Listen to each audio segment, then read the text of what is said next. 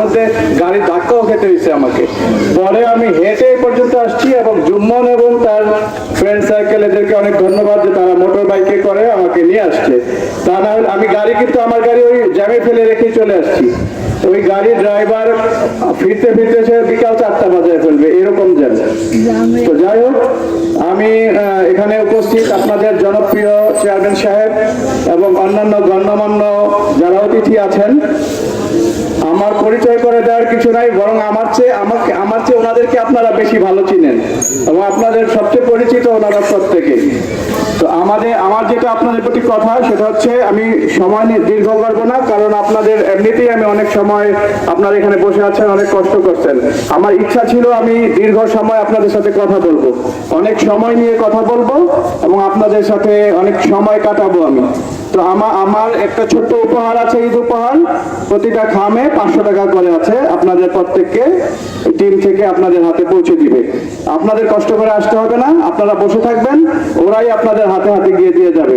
কারণ আমি মতলব উত্তর এবং দক্ষিণের বিভিন্ন ইউনিয়ন পৌরসভায় আপনাদের এখানে প্রথম আমি আসছি, সেটা এই যে স্বপ্ন রূপায়ণ ফাউন্ডেশনের কল্যাণে। কারণ আমি কিন্তু, আপনারা আমাকে চিনতেন না, আমিও আপনাদের চিনতাম না। এই বাচ্চা ছেলেগুলো কিন্তু আপনাদেরকে আমাকে আপনাদের কাছে পৌঁছেছে। আপনারা খাস করে এদের জন্য দোয়া করবেন। এই যে ছেলে স্বপ্ন ফাউন্ডেশন যারা আছে, ওরা প্রচুর পরিশ্রম করছে, আপনাদের বাড়ি বাড়ি পৌঁছে আপনাদের লিস্ট দিছে, টোকেন দিছে, আপনাদের এখানে উপস্থিত করছে। আপনারা এই বাচ্চাদের জন্য অনেক মন ভরে দোয়া করবেন। আপনাদের এখানে উপস্থিত যারা গণ্যমান্য অতিথি আছেন, মহামুরব্বী আছেন, চেয়ারম্যান সাহেব আছেন, আমি আছি, আমার পরিবার, সবার জন্য আপনারা দোয়া করবেন।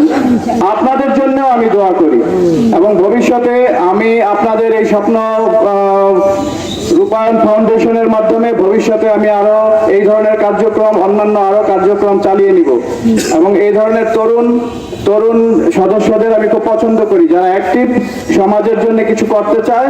এবং যখন এই ধরনের ছেলেপেলে, অনেক বখাটে ছেলেপেলে ঘুরে, কিন্তু তারা দেখেন কত ভালো একটা ছেলে, যারা এই অল্প বয়সে তারা আপনাদের নিয়ে ভাবে, একটা গরিব মানুষের জন্য ভাবে, একটা দুঃখী মানুষের জন্য কিভাবে আপনাদের একটু উপকার হতে পারে সেই চিন্তা করে।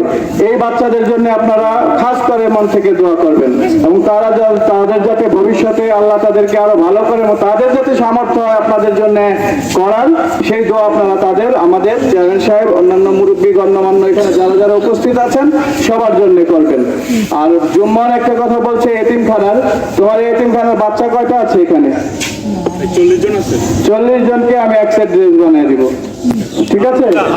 40 জনকে আমি এক সেট, এখানে কিন্তু তোমার 40 জন নাই, 10-12 জন আছে। ঈদের ছুটিতে বাড়িতে গেছে, দেখো আমার বেশি বললো না, কিন্তু আমার কিন্তু পুরা 2 উপজেলা ব্যাপী আমাকে দিতে হয় এবং পুরোটাই আমার নিজস্ব ফান্ডে, তুমি জানো, ঠিক আছে?